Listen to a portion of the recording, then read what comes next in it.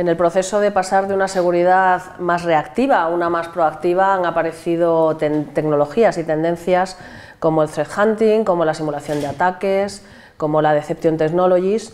Y de nuevo hoy reunimos un grupo de expertos en nuestros desayunos ITDS pues para hablar de todas estas tendencias.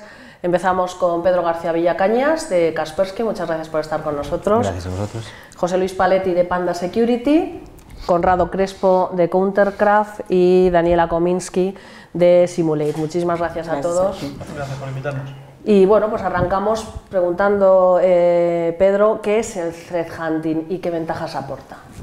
Bien, threat hunting es una tendencia que viene produciéndose en los últimos tiempos, ya hablamos, quizá sea un término que se empieza a conocer más generalmente, pero los expertos llevamos ya años, un par de años, 3 años hablando de ello, y es una forma de intentar adelantarse a posibles ataques o posibles campañas, a amenazas, ¿no? Es la forma que tenemos los fabricantes de ciberseguridad y las compañías de ser más proactivos, ¿no? Venimos los últimos años de implementar soluciones reactivas basadas en la prevención o en la detección, y de threat hunting de lo que se trata es de ser proactivos, es decir, de aprovechar toda esa inteligencia, ese conocimiento, esas soluciones, herramientas que tenemos para retroalimentar nuestras capacidades, nuestras compañías e intentar adelantarnos a esas posibles campañas, esas posibles amenazas que puedan estar intentando atacarnos o afectar de alguna manera a nuestra marca, a nuestro negocio, a nuestra reputación. Es decir, bueno, hay distintas tecnologías, distintas técnicas. Hemos hablado de emulación, seguro que luego hablamos de ella, pero no solamente la emulación, sino también el hecho de disponer de una inteligencia avanzada en el estudio, en la investigación de lo que está sucediendo pues en la dark web o en internet o en estos grupos tan sofisticados que están actuando a la hora de perpetrar estos ataques, para adecuar nuestros sistemas, nuestras capacidades, nuestro personal, que también es muy importante, que nuestro personal esté preparado, pues para evitar que esos ataques se lleguen a producir y, en el caso de que se produzcan, pues que tengan la consecuencia mínima a ese. José Luis. Como ya apuntamos, pero lo que comentaba Pedro es perfecto, en el sentido, en primer lugar, porque tiene razón en el sentido de que no es una tecnología muy conocida, sobre todo esta tecnología es conocida en lo que es en el ámbito de gran empresa, es donde más he escuchado y donde más se ha impuesto y donde más se ha utilizado durante estos últimos años. Pero lo que es mediana empresa y lo que es usuario final no lo conoce. Ahora sí que es cierto que esta tecnología se ha puesto más en boca o se utiliza con mucha mayor amplitud, y no solamente ya se utiliza en lo que es en Enterprise, sino ya se empieza a utilizar en lo que es mediana empresa y pequeña empresa, ¿de acuerdo? Son tecnologías que son muy avanzadas y van avanzando, o sea, van creciendo y van subiendo. Me refiero que no se quedan únicamente lo que es actualmente lo que se considera como threat hunting, sino que esas tecnologías van evolucionando como el resto, pero evolucionando de una forma muy rápida, y están tomando pues nuevas características para apoyar y para ser más rápidos a la hora de detectar ataques en lo que es Enterprise, insisto, mediana y pequeña empresa. Sobre todo ataques que son muy focalizados, muy dirigidos hacia determinados entornos. Ese tipo de tecnología, ese tipo de formas de encontrar ese tipo de amenazas son muy útiles. Conrado, ¿qué es threat hunting? ¿Qué ventajas aporta? Yo lo tengo que construir a partir de lo que han dicho mis compañeros. Threat hunting, ante todo, desde mi punto de vista, es una nueva práctica, por no decir disciplina. ¿Todo esto qué significa? Que vamos a requerir especialistas dedicados, porque threat hunting es, lo iremos cubriendo en la charla, es una labor muy dedicada, muy intensiva. Y, por lo tanto, también necesita unas herramientas, un conjunto de herramientas dedicadas, y también necesitarás un data lake, por así decir, un ámbito de Big Data donde ese threat hunter pueda validar las hipótesis. Y ahora estamos entrando un poquito en qué es lo que hace un threat hunter. En threat hunting, básicamente, lo que tú estás anticipando, que es lo que se está comentando aquí, es una hipótesis de ataque, ¿vale? Y esa hipótesis de ataque, que yo, como threat hunter, con la experiencia que supone que tengo, el conocimiento que tengo de las campañas, de lo que está ocurriendo, pues tiene un componente humano de creatividad, de talento, de inspiración muy importante. Entonces yo desarrollo una hipótesis y entonces ahora tengo que ver si eso ha ocurrido. ¿Cómo puedo ver si eso ha ocurrido? Necesito unas herramientas de búsqueda que sean que sean rápidas, porque yo me tengo que mover en unos ámbitos, en unos data lakes muy grandes. Yo tengo flujos de información, telemetrías de red, telemetrías de endpoint, tengo toda clase de feeds, tengo todo ese conjunto de inteligencia acumulada sobre la cual, o dentro de la cual yo tengo que bucear para verificar si esa hipótesis que yo he formulado es válida o no. Si tengo la suerte de descubrir o confirmar que esa hipótesis de ataque que yo he planteado se está dando en la práctica... Bueno, es una suerte relativa. Es difícil, pero se puede dependiendo de cuáles son tus objetivos y qué tipo de atacantes al que tú estás, ¿cuál es tu objetivo de detección? Yo entiendo que hemos mencionado grandes empresas, estamos intentando localizar ataques dirigidos contra empresas particulares. Podemos obtener conclusiones generales de las cuales se beneficie todo el conjunto de clientes de las empresas que den este threat hunting. Pero también, a otro nivel, podemos tener, y de hecho esto está ocurriendo, hay grandes corporaciones, organizaciones con mucho presupuesto y que tienen que proteger activos muy valiosos, que están dedicando personal a esta nueva práctica. ¿Por qué? Porque quieren identificar patrones de ataque dirigidos justamente a su organización. Les sirve perfectamente todo el volumen de inteligencia generada por todas las grandes compañías con este tipo de herramientas, pero a su vez ellos dicen, bueno, y de lo mío, el que me quiere atacar a mí, ¿qué está buscando? Entonces tengo que conjugar todas esas, como he dicho, especialistas, tecnologías y luego los datos necesarios para poder operar esas distintas hipótesis que pueden, como hemos dicho, pueden nacer pues, por inspiración, por una fuente de inteligencia, por una sospecha, por una preocupación. Sí. Bueno, luego de lo que han dicho mis compañeros es difícil agregar algo más. De todas formas, yo a veces lo defino como estar un paso por delante de los ciberatacantes, de los ciberdelincuentes. Creo que sí hay que dar un paso más allá, las organizaciones y ya no solamente las grandes corporaciones que tienen ese presupuesto, sino organizaciones más pequeñas que están siendo conscientes, además recién ahora yo creo que están tomando conciencia de que cuando te dicen mi organización es muy pequeña, yo no tengo ni millones en el banco, digamos, estos comentarios que uno escucha, o mi negocio no es tan atractivo, sí es atractivo y lo vemos a diario porque todos los días tenemos alguna mala noticia en este sentido, y entonces yo creo que es cambiar el enfoque de reactivo a proactivo. Creo que básicamente es esto y es en lo que tratamos de ayudar a las organizaciones. José Luis, antes has mencionado algo relacionado con las empresas, pero ¿la empresa española crees que está preparada para adoptar este tipo de tecnologías? Justamente, apoyándome en lo que decía Daniela, es ahora cuando las empresas españolas empiezan a darse cuenta de esta necesidad de cubrir o de defenderse ese tipo de ataques o de utilizar ese tipo de técnicas para poder defenderse de determinados tipos de ataques. Hasta ahora, insisto, como decía apuntaba Pedro y Daniela, este tipo de ataques estaban muy focalizados en la gran empresa. Ahora se encuentra lo que es mediana empresa y pequeña empresa de una forma bastante grande.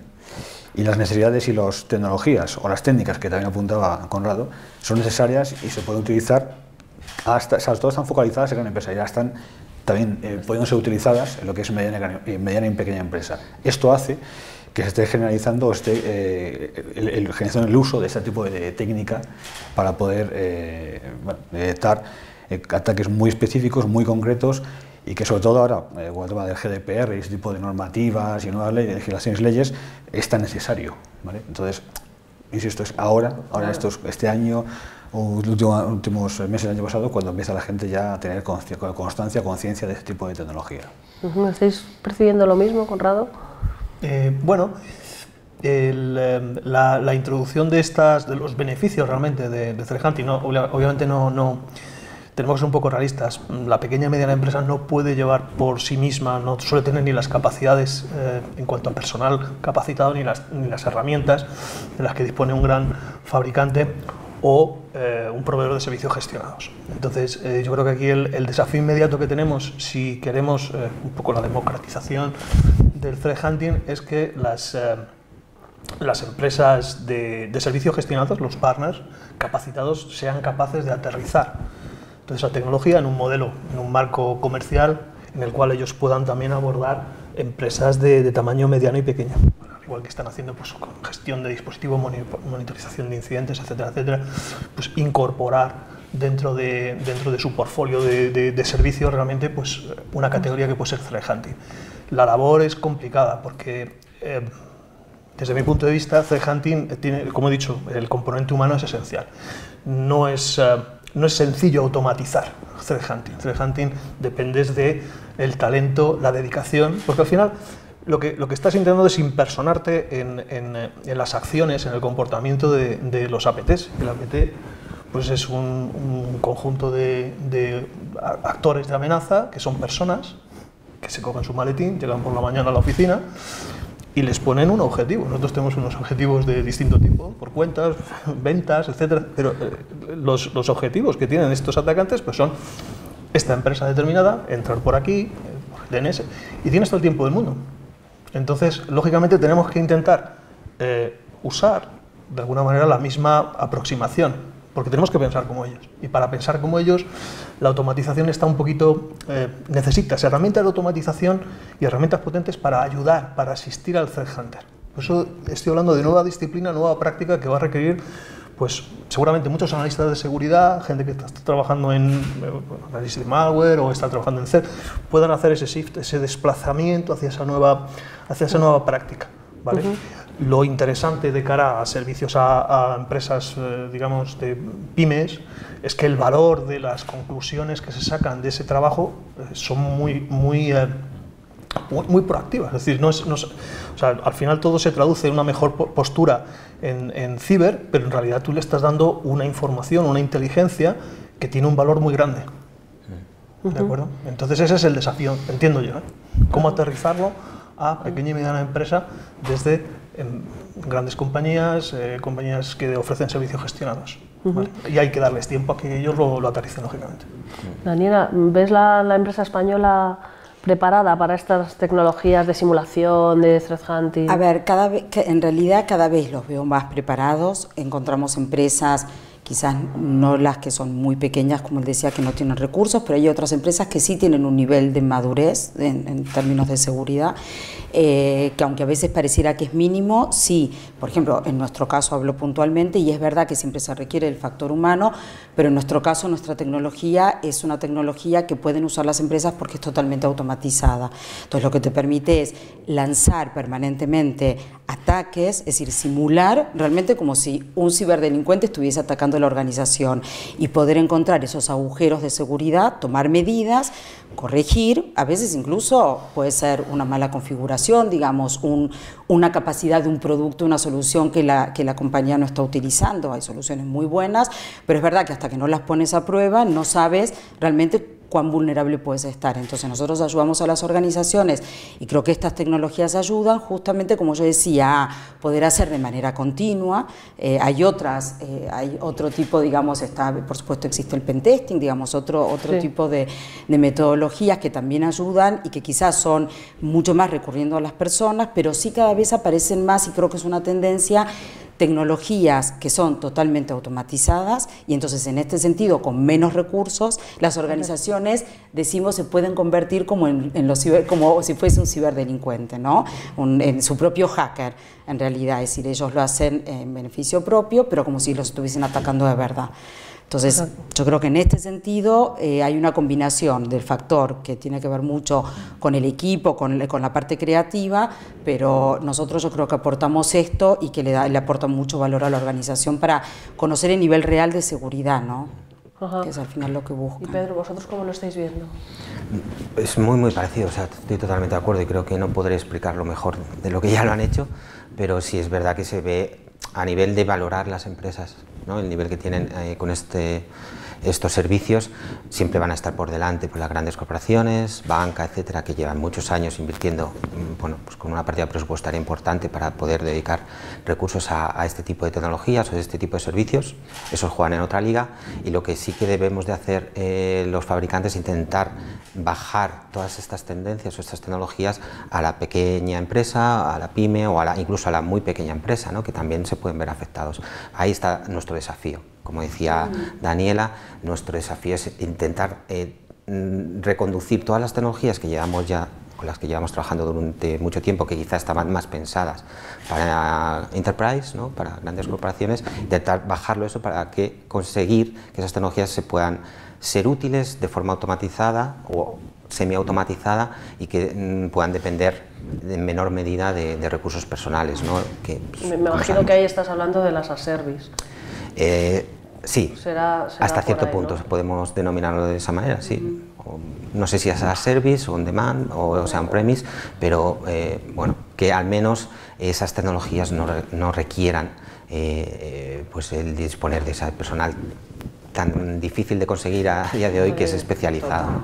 Exacto. No solamente personal, sino luego también el tiempo, ¿no? Porque seguro que vosotros también os creáis, cada vez que vamos a hablar con clientes, uno de los problemas que siempre tienen es el tiempo.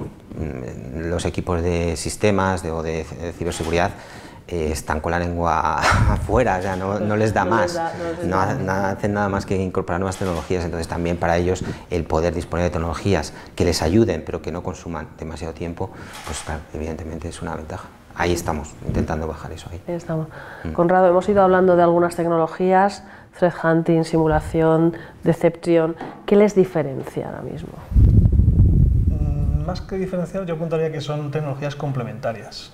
Y en cada momento pues, se puede utilizar, pues como decíamos antes, a cada problema pues, su resolución, o a cada sapo su pedrada, ¿verdad?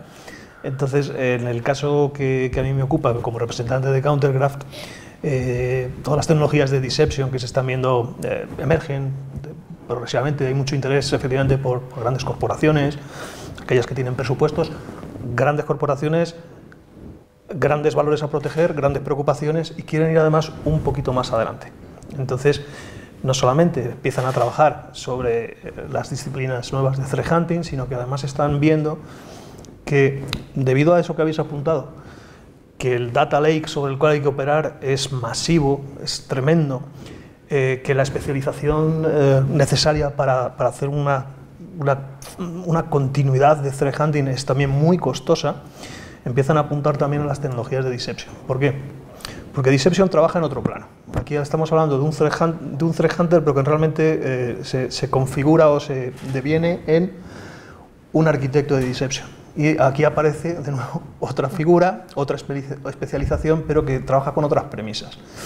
El arquitecto de deception en realidad va a ser un threat hunter, pero que opera en el plano de lo empírico. Es decir, el threat hunter tradicional, con todos los datos, las herramientas de las que hemos hablado, va a plantear hipótesis de ataque y va a intentar confirmarlas retrospectivamente si tiene las herramientas necesarias para ello.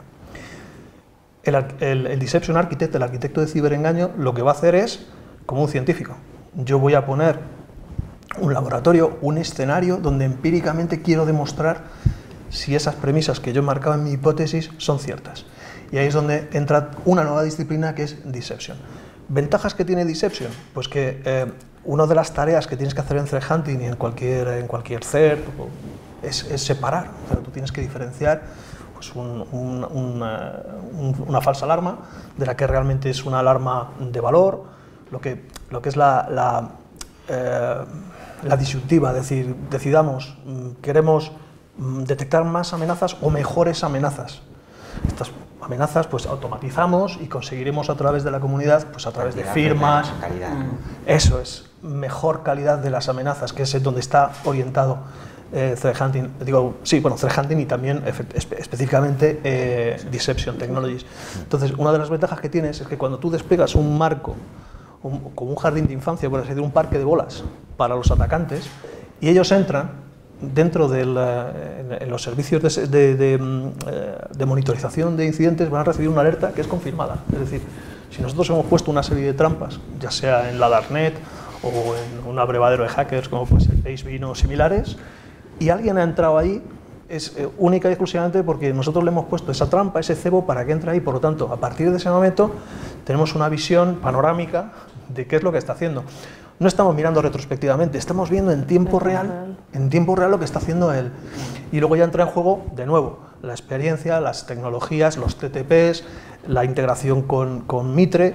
Mitre nos va a permitir, la matriz Mitre nos va a permitir, de alguna manera, en base a la experiencia que tenemos, intentar anticipar qué es lo que puede hacer el atacante y ver cuál es su conducta, y a partir de ahí sacar extraer inteligencia y a lo mejor determinar también nuevos indicadores de ataque. Entonces están combinadas, lógicamente, son disciplinas que van de la mano, no son opuestas. El automatismo puede ayudar después a incorporar esos insights que hemos conseguido de nuestro trabajo de Threat Intelligence y de Deception para ponérselo más difícil a la herramienta de automatización o incluso mejorarla, lógicamente, porque todas las reglas de ataque que tú estás estableciendo, pues las puedes hacer más complejas, ¿vale? Las puedes mejorar, entiendo yo, ¿eh? Yo creo que a veces va antes, que en realidad hay una parte automatizada que uno puede hacer simulando ataques, donde identificás esos huecos, digamos, esos fallos de seguridad, esas vulnerabilidades, y luego donde para mí ustedes entran, salvo que me equivoque, ¿no? Porque bueno, al final es una tecnología diferente, pero entran ya, como decías, con toda la creatividad y con todo el know-how, que es la parte humana, a poner los cepos y a ver un poco, ¿no? Donde el ciberdelincuente puede realmente, efectivamente, por dónde puede entrar. Pero bueno... No son tecnologías incompatibles. No, son complementarias. Por eso, la pregunta es si es antes o después, me quedé pensando, pero bueno, no importa, quizás no es ahora el tema. Yo creo que es un ciclo continuado. Sí, es continuo. Es continuo. Yo creo que ocurre igual con el ejercicio de pentesting. En un ejercicio de pentesting, lo ideal sería disponer de un equipo equivalente en número y equipación y financiación que una APT y que estuviera trabajando contra nosotros. Un equipo de red team continuado, ¿vale? Exacto. Pero las empresas de servicios no pueden ofrecer eso. Te tienen que dar te lo tienen que acotar en el tiempo. Bueno, pero... Entonces llegamos hasta donde llega un poco el presupuesto. Hay una combinación y esto es fenomenal, las automatizaciones, la detección... A esto me refiero... La gestión de los parches, todo eso.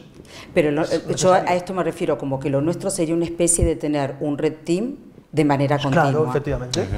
Por eso digo, y luego está la intervención, es decir, lo nuestro sería automatizado, pero luego está la intervención humana, que es lo que realmente aporta también mucho valor. Pero hay una parte que haciéndolo automatizado facilita mucho el trabajo, incluso de un red team, incluso de los expertos, como decís en Threat Hunting. Efectivamente. Entonces, la conjunción de todas estas tecnologías, pues al final lo que debe tener es mejores feeds de inteligencia, de listas negras, de indicadores de ataque nuevos, de indicadores de compromiso nuevos, y todo eso, lógicamente, en las herramientas automatizadas y en el ejercicio de los pentesters se tiene que tomar en cuenta. Entonces, es un proceso continuado de múltiples tecnologías que, bueno, pues cada organización la tiene que orquestar en función de muchos parámetros, de muchas cosas. Parámetros, necesidades, recursos, etc.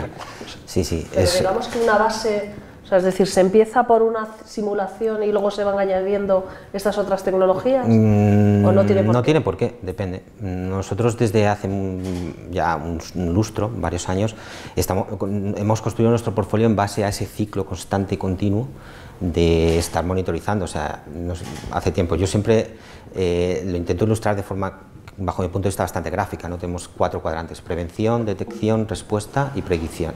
Estamos hablando hoy de Threat Hunting, que estaría en la parte de predicción, pero se está apoyando constantemente de todo lo que estamos descubriendo en prevención, detección y lo que aprendemos en la remediación.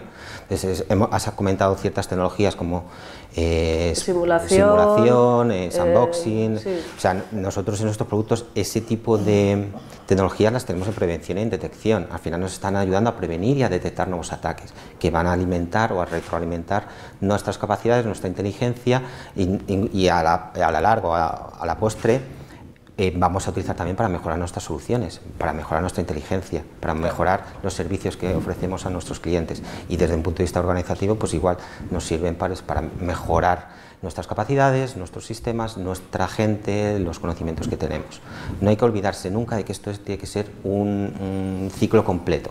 No podemos hablar de Threat Hunting si no tenemos presente también otro tipo de tecnologías y otro tipo de soluciones que están actuando en otros cuadrantes, ¿no? Dentro del ciclo de protección dentro de la ciberseguridad.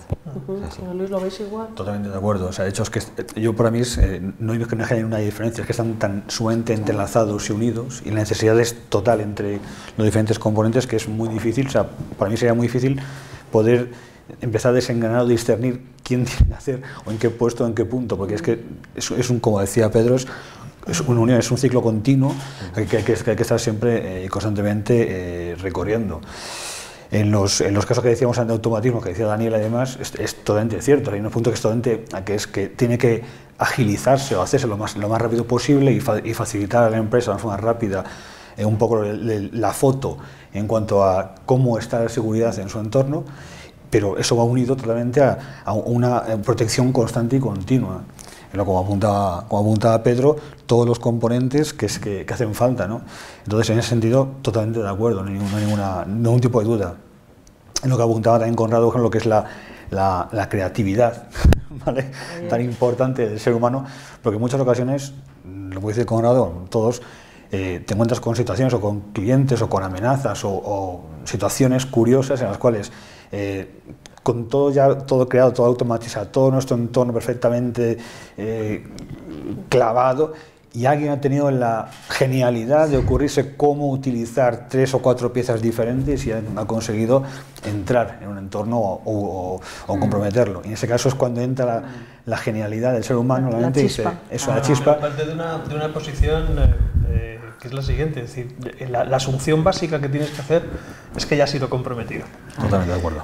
Todos podemos sacar mucho, todas las corporaciones. Yo estoy muy bien, tengo todas mis defensas perimétricas, tengo primas, tengo de todo, tengo automatismos, tengo SIEM, correlacionamos, tengo un equipo.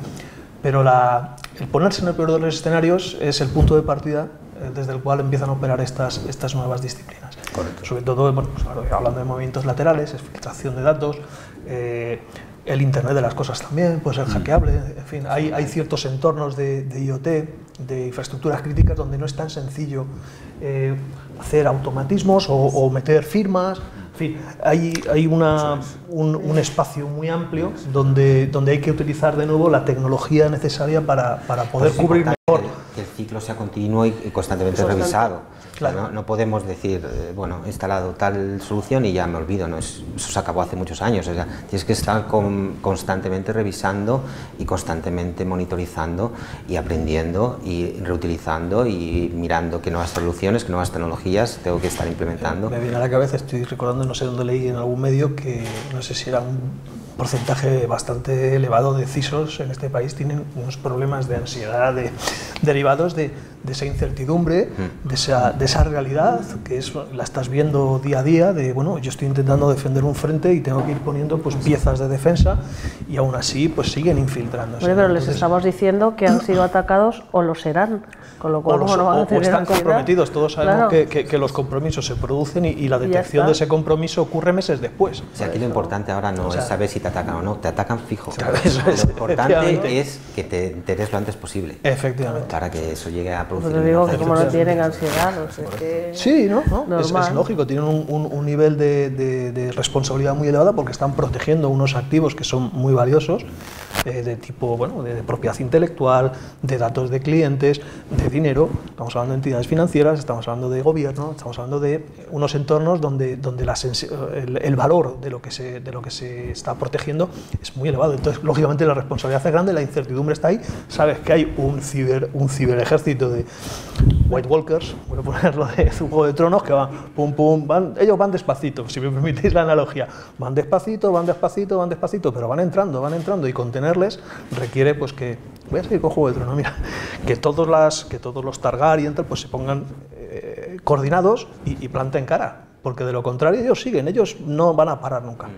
Y desde distintos flancos, desde distintos puntos de vista, distintas perspectivas. Por eso, tecnologías nuevas, o tecnologías, disciplinas, prácticas nuevas como threat hunting o deception o automatización, para poder también automatizar la respuesta ante esos incidentes conocidos, que se pueden beneficiar también de los ejercicios de correlación que vengan de SIEM o bueno, de feeds de inteligencia global, pues son los que finalmente van a permitirnos por lo menos contener y continuar, porque esto no se acaba. O sea, la temporada de Juego de Tronos se acaba, bueno, creo que la serie acaba este año, pero para nosotros, nosotros no tenemos precuela, nosotros vamos a seguir siempre en esta tesitura, o sea que hay otra temporada de ciberamenazas. Un poco al hilo al final se trata de, bueno, al final Eugene, en las últimas charlas y tal, empecé a incorporar un nuevo concepto que hemos denominado ciberinmunidad. Sí. O sea, vamos a pasar, ciberseguridad seguirá siendo importante, pero lo que tenemos que tender es intentar ser ciberinmunes. ¿Qué significa ser ciberinmune? Pues bueno, tener los recursos suficientes en tu compañía para que el ciberatacante le resulte tan complicado o tan costoso atacarte a ti o intentar producir una brecha en tus sistemas, que pase, lo descarte y se vaya a otro. Eso sería la ciberinmunidad. Es decir, tengo mis sistemas tan bien protegidos que el coste del ciberatacante para poder llegar a tener éxito va a ser más alto que el beneficio, por lo tanto va a intentar irse a otro sitio. Ese sería un poco a donde tendríamos que ir. Enlaza un poco también con los objetivos de la tecnología de deception. O sea, primero lo que tú intentas es atraer al atacante fuera de los activos de la compañía, te lo estás llevando a un entorno lo suficientemente creíble, mimetizado con el entorno real del cliente, y el punto número 1 es apartarle de los activos reales. Se trata luego de entorpecerle, se trata de retenerle, y en el momento que él está allí tú le estás observando y estás extrayendo información, estás extrayendo inteligencia de dos aspectos fundamentales que no sé si hemos tratado, que es el intento, que es otras soluciones bloqueantes. Yo quiero bloquear, ya veremos después qué es lo que buscaban o cuál era el objetivo, pero en Deception concretamente se intenta conseguir a través de la inteligencia recogida de esa interacción el intento y la atribución. Y en la atribución ya entramos en un terreno súper complicado, casi una película de espías, porque los indicadores de... Y sin el casi. Totalmente. Los indicadores de compromiso pues, pueden ser de red, ahí tenemos hashes, regla Yara, en fin, infraestructuras que utilizan los atacantes. Los atacantes se hacen también la guerra entre ellos. Sí, se hacen la guerra entre ellos, hacen ataques de bandera negra, de falsa bandera. De falsa bandera. Y entonces cogen y dicen, oye, pues si yo conozco los TTPs de este atacante, puedo utilizarlos para hacer pensar al atacado que realmente quien le está atacando es este grupo y no yo. Y ahí entra en juego los indicadores de compromiso humanos, cómo se teclean los comandos, porque nosotros podemos desmontar, quiero decir, yo puedo conducir distintos tipos de coche, pero si mi estilo es agresivo, pues voy a manifestarlo en cualquier tipo de coche, ¿vale? Sí. Entonces estamos entrando ya en una sofisticación... de comportamiento de los ciberdelincuentes para detectar quién son. Estamos entrando, efectivamente, estamos entrando hablaba de Mitre, Countercraft tiene una integración, tiene un motor de integración con Mitre, entonces a medida que vamos recogiendo esa información se va modelando, no te va a dar, a ver, es un modelado muy sofisticado y que te va acercando, te va dando unas pistas dentro del marco de la matriz Mitre. Entonces dentro de ese marco tú te puedes beneficiar de ciertas cosas, puedes decir, bueno, pues pueden ser estos actores o puedo anticipar qué es lo que va a hacer a continuación, por lo tanto, si dados estos pasos, el siguiente va a ser este, a lo mejor me interesa darle más cebo, tenerle más tiempo, o a lo mejor digo, he llegado al máximo de interactuación con el atacante, no quiero que siga más, y le cierra la máquina. En fin, entramos en un terreno muy excitante donde podríamos estar... La verdad, justamente lo que habláis del tema de inteligencia, o sea, actualmente lo que son los feeds de inteligencia no se basan únicamente en lo que es ataques cibernéticos, ataques informáticos a los sistemas, sino que va mucho más allá, va a entornos geopolíticos, o sea, va a una serie de entornos tan grandes, de que se obtiene información que ya está fuera incluso de lo que es la propia informática en sí, lo que es la tecnología, para poder defender o intentar ver empresas, vamos a llamar empresas atacantes o entornos que atacan justamente para intentar ser proactivo, o sea, anticiparte a lo que es ese ataque, ¿no? Y este tipo de tecnologías se apoyan mucho en ese tipo de cosas también. Lo que es el comportamiento que comentabais es fundamental, el comportamiento de saber qué usuario, qué atacante, en este caso qué atacante, o qué usuario está utilizando la máquina. Se llega a un punto de, como decía San Pedro, que es entornos biométricos o teclado, incluso pulsación de teclado, o sea, se llega a un nivel tan extremadamente fino para poder detectar un atacante o para poder anticiparte un ataque, que es exagerado. O sea, esto es casi, como decía Pedro, una película. Es que totalmente, se meten a estos términos y es como, no puede ser. Pues es. Daniela. Sí. No, aporta lo que No, que me quedé pensando también un poco, porque es verdad que uno se encuentra en general con los responsables de seguridad, están muy inquietos y les quita el sueño, y yo digo, una de las cosas también que tenemos que ayudarlos, yo creo que en algún momento nosotros lo comentamos esto, que las organizaciones invierten muchísimo dinero, tienen infinitas, pues vos decías, bueno, compran, implementan, es decir, ponen medidas de seguridad, pero así todos están inquietos y no pueden dormir porque realmente no saben si son efectivas, pero no por las soluciones en sí, por las herramientas en sí, sino justamente porque tienen que ver qué pasa. Antes contaba, nosotros, bueno, tuvimos un caso de un banco que quedó vulnerable simplemente por una mala configuración, habían hecho una implementación, una mala configuración y estaban totalmente vulnerables. Entonces uno no tampoco, los ISO se pueden relajar en esta falsa sensación de estoy protegido porque tengo infinito, y no importa el presupuesto. Nosotros al revés lo que le decimos a los ISOs es, dejen de comprar, no en contra de ningún vendor, sino al revés. Con lo que tenés, en general lo que nos dicen es mejoramos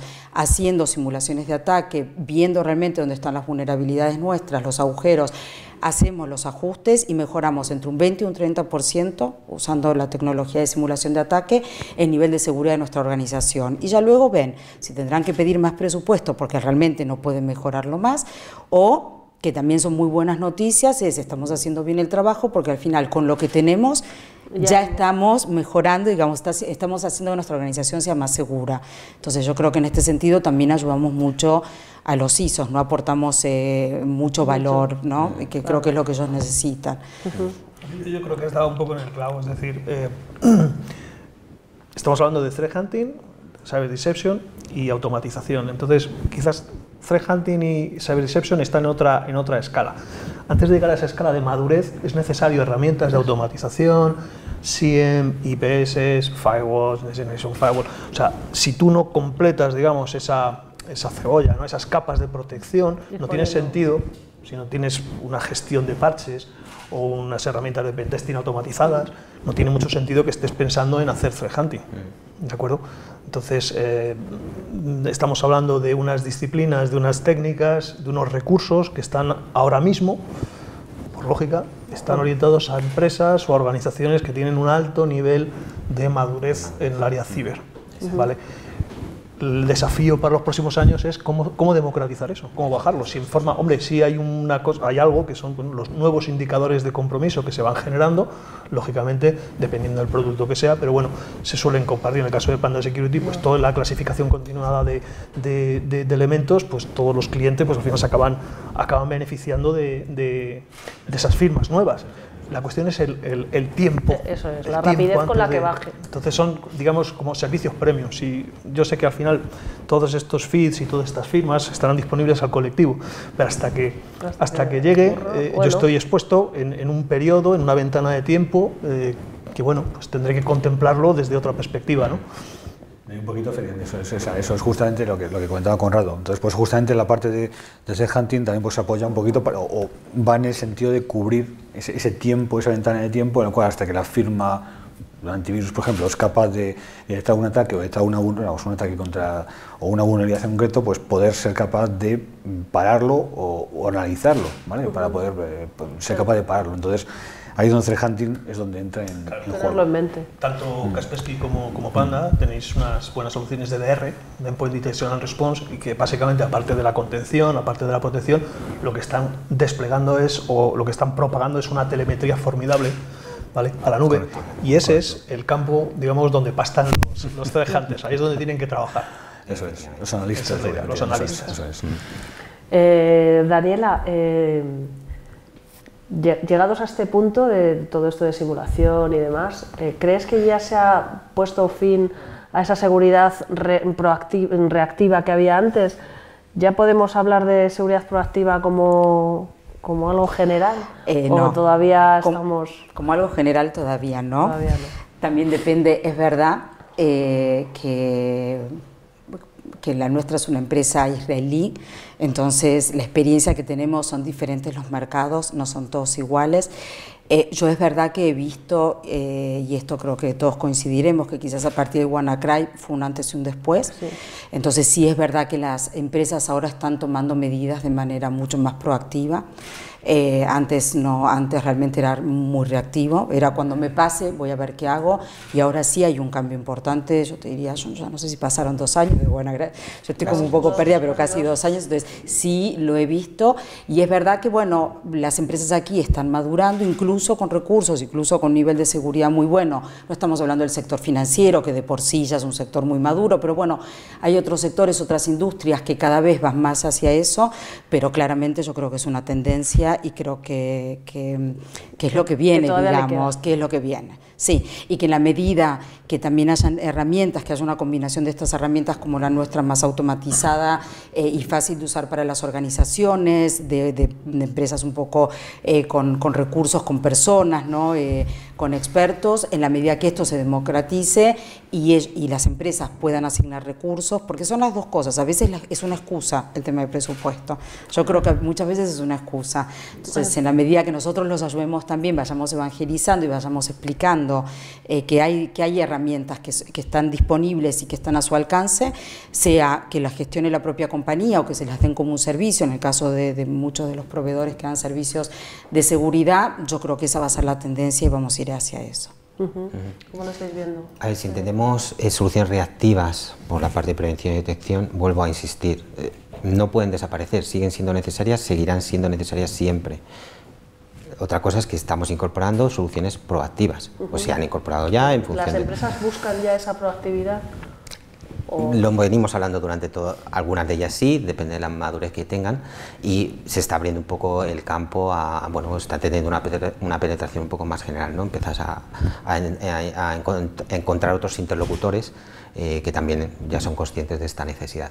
Pero las soluciones, productos o servicios reactivos seguirán siendo necesarios, es decir, si hablamos de malware tradicional, al final el 80% de los ataques están basados en el malware tradicional y vamos a seguir necesitando soluciones de prevención y detección que son capaces por sí mismas, bien utilizando firmas, bien utilizando inteligencia en la nube, emulación, anti-exploits, gestión de vulnerabilidades, todo eso están incorporados en las soluciones de prevención y detección, o sea, ahí no hay nada nuevo, y entonces eso ya nos va a parar 80 o incluso el 90%. Cuando hablamos de threat hunting, estamos hablando de que estamos incorporando soluciones para protegernos contra ataques avanzados, persistentes, APTs o otro tipo de ataques, ¿no? Mucho más difíciles de detectar con las herramientas tradicionales.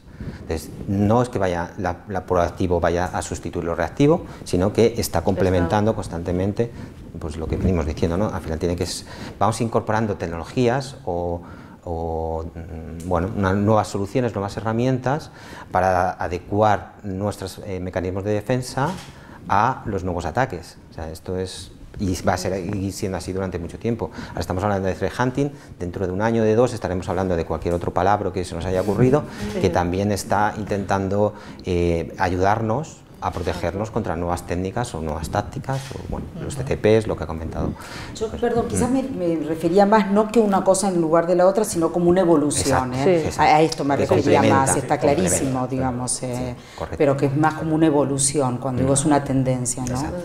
Un poquito apoyándome de lo que han dicho mis compañeros, me queda poco por decir, pero poniendo un ejemplo, yo me acuerdo no hace muchos años cuando salieron las sandboxing, las tecnologías de sandboxing, decíamos sandboxing es lo mejor, esto es la leche, esto ya está, no necesitamos ya firma, no necesitamos todo, y se vio lo que decía Pedro, o sea, es que es, y lo que Conrado, sabes que bueno, todos, en general, que hace falta una serie de pasos antes, por tema de costes económicos, costes tecnológicos, ¿vale? Hace falta que esa parte reactiva siga existiendo para apoyar, efectivamente, para filtrar y apoyar todo lo que es la parte proactiva, porque si no al final incurrimos en unos costes mucho mayores a nivel económico, a nivel tecnológico, y con estos pasos desde un punto de vista tecnológico somos capaces de establecer un camino hasta llegar al último punto de seguridad que se llama con el threat hunting, y coger al malo ya en el último punto, pero creo que todos son pasos necesarios. O sea, no se puede saltar un paso, quitar una pieza del puzzle pensando que estamos ya protegidos teniendo lo mejor de lo mejor. O sea, es como, tenemos un sistema antimisiles maravilloso y a lo mejor viene uno por el agua y con un tirachinas.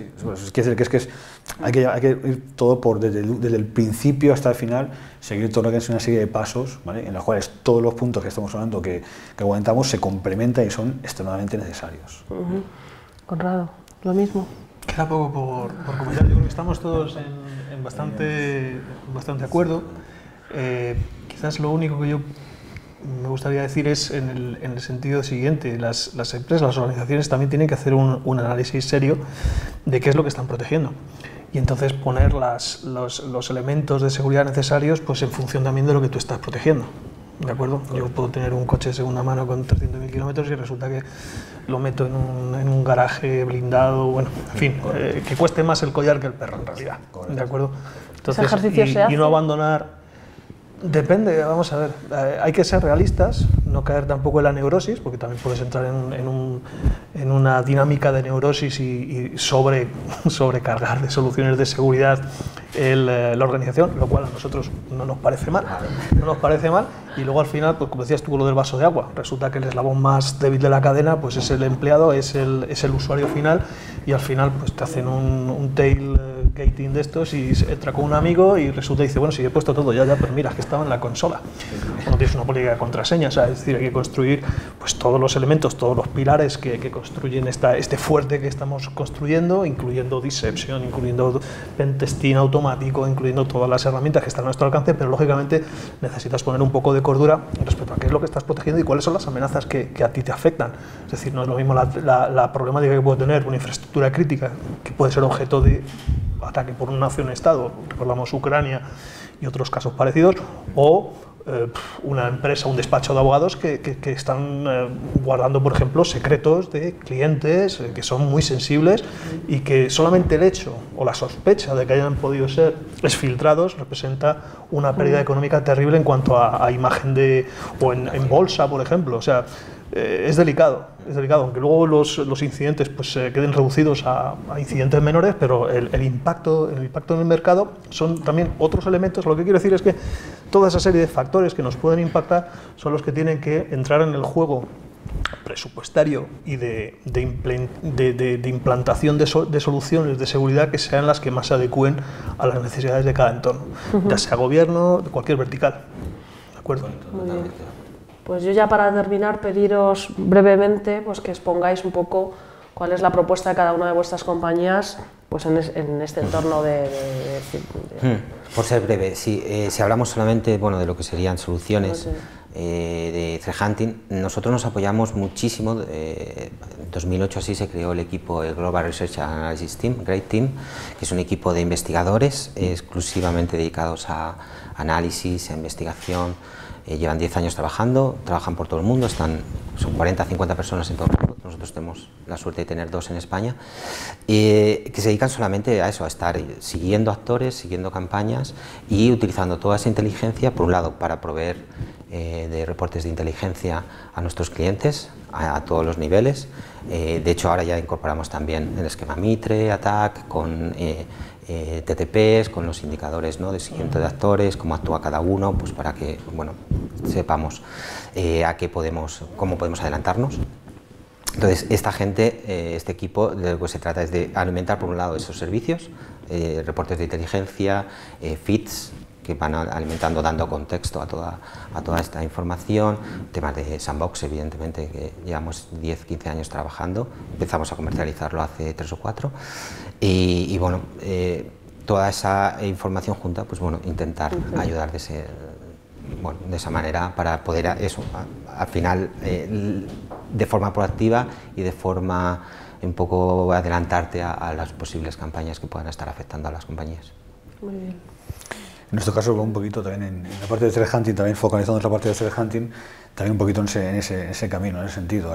La idea es que el threat hunting apoye de cobertura a otras tecnologías que son más típicas o más clásicas en lo que es en la protección de las máquinas, de los equipos, pero también un poquito aportar un componente tirando mano de Conrado en la parte de creatividad, tirar un poquito lo que son analistas de seguridad que sean capaces de, mediante diferentes hipótesis y con toda la información, lo que es el data lake, toda la información que va sacando de todos los puntos, de todos los equipos a nivel global, mundial, sacar hipótesis para ver, o apoyarte en hipótesis concretamente, para poder ver si hay algún tipo de actividad extraña en los clientes. Y sobre esa actividad en concreto, bien, dar cobertura a estos componentes en el sentido de nuevas firmas, etc., ¿vale? O incluso es un ataque muy dirigido a un cliente muy concreto, alertar a ese cliente. Entonces es un poco me sale la palabra talorizada en inglés, de desastre, a medida, gracias. Es un poco todas unas soluciones que son muy automáticas, pero hay una mínima y pequeñísima, ínfima parte, un componente que es concretamente ese servicio, ¿vale? Que es de constante evolución y constante monitorización de los equipos o del entorno que cubrimos, buscando indicios o algún tipo de pauta que pueda pensar que ese cliente o concreto, ese usuario en concreto, pueda ser susceptible de un ataque. Y con toda esta información, pues lo que hacíamos antes, lo que decían mis compañeros, de democratizar, me gusta mucho la palabra, democratizar toda esa tecnología que se utiliza normalmente o se ha utilizado normalmente en lo que es Enterprise, pues hacia abajo. De manera que todos los usuarios de pequeña, mediana empresa, incluso usuario doméstico, tenga acceso a esa tecnología y esté protegido, ¿vale? Porque en muchas ocasiones el usuario que más se compromete o que más, el que más se suele estar expuesto es el pequeño usuario, es el que está en su casa, está navegando por las páginas a saber qué página es y está entrando en sitios que, bueno, se meten unos efectivamente ataques, y esos usuarios pues muchas ocasiones son los que están más expuestos, o incluso usuarios que van con sus equipos, luego la empresa está navegando, pues se encuentran un poco en esa tesitura y al final pues provocan situaciones complicadas, ¿no? Pues ese es el camino, o esa es la idea que nosotros estamos trabajando, básicamente. Muy bien. Conrado. Bueno, en mi caso, Countercraft, especialistas. Lo que va a facilitar es a los MSSPs que ya están operando, están trabajando, tienen capacidades de threat hunting, les va a permitir poner en práctica, en la práctica empírica, una serie de campañas, porque el núcleo central de Countercraft son las campañas pueden ser tácticas o estratégicas, pueden ser a largo plazo, movimientos laterales, lo dejo ahí, o pueden ser campañas específicas en el tiempo que tienen, pues como cuando movemos los cañones, ¿no? Los tienes que llevar aquí, los tienes que llevar acá. Entonces ese movimiento, esa definición de las campañas viene dirigido también por esa intuición, por esos datos de inteligencia que obtienen los departamentos de seguridad de los MSSPs, Kaspersky o cualquier otro MSSP grande de este país, o las grandes organizaciones, y a partir de esa preocupación, esa duda, surge la idea de desarrollar una campaña en el tiempo con un objetivo determinado, y lo que nosotros vamos a permitir es que ese diseño de campaña, de deception, pueda automatizarse, dando también la capacidad de traje a medida, por así decir, porque los atacantes saben perfectamente si es una sandbox, en qué entorno se están moviendo. Es decir, si yo tengo aquí un conjunto de controladores de dominio, todos están parchados al mismo nivel y llego aquí y este no está parchado, y estamos hablando de un entorno serio, dice, bueno, pues probablemente me estén engañando, o sea, se trata de engañar al que quiere. Entonces nosotros vamos a dar esas herramientas de automatización para desplegar rápidamente esas campañas, recoger toda la información en caso de que el atacante entre en el cebo, y vamos a proporcionar en contrapartida a los departamentos de seguridad una información valiosísima, porque no estamos, como he dicho, estudiando retrospectivamente, sino que estamos observando desde un cristal translúcido, de estos como los que hay ¿sabes? Que se ve de un lado al otro, ¿no? Estamos observando qué pasos se está dando, y luego enriquecido pues con Mitre, perfilando el ataque, y como he dicho inicialmente, no quiero bloquearles, quiero desviar su atención del objetivo que veremos cuál es, y luego determinar intento y atribución. Esa es por eso también se habla de soluciones de contrainteligencia. Queremos obtener datos, queremos inteligencia de los atacantes para poder mejorar, complementar el conjunto de postura de ciberseguridad de las corporaciones para que sea más eficiente. Muy bien. Daniela. Bueno, Simulate, a ver, en realidad la nuestra es una tecnología, no es que sea más nueva, sino que es un concepto que se conoce menos, que es el que Gartner le ha puesto el nombre de Breach and Attack Simulation, que al final las tecnologías BAS son plataformas, en nuestro caso es una solución SaaS, y la tecnología lo que le permite a las empresas es simular ataques, y como decía antes, en realidad es simular, pero es como si un ciberatacante estuviese realmente aprovechando esos huecos, esas brechas que hay en las organizaciones a través de diferentes vectores. Esto es de manera automatizada y a través de diferentes vectores, pero justamente antes hablábamos, por ejemplo, de los empleados o de alguien dentro de la organización. Bueno, saber qué pasaría si alguien quisiese, por ejemplo, exfiltrarnos, quisiese sacar información fuera de la organización. ¿Cómo funciona esto, cómo están funcionando? Si realmente las medidas que nosotros hemos implementado, esas soluciones de seguridad que hemos implementado, por ejemplo en este caso desde DLP, si son efectivas o si no son efectivas, si permiten que el empleado pueda sacar la información sin que nos demos cuenta. Movimiento lateral, ver de manera totalmente automatizada. ¿Qué pasa? Si un equipo se ve comprometido dentro de la organización, ¿cómo se movería?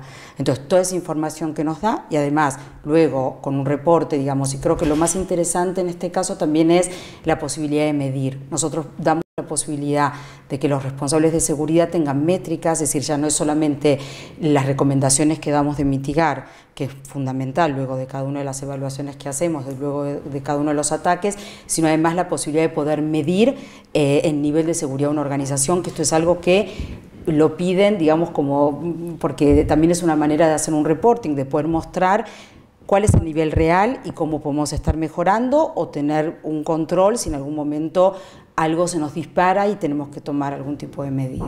Muy bien. Entonces, básicamente eso es Aimele. Pues muchísimas gracias a todos por vuestra participación y como siempre a ustedes por seguirnos.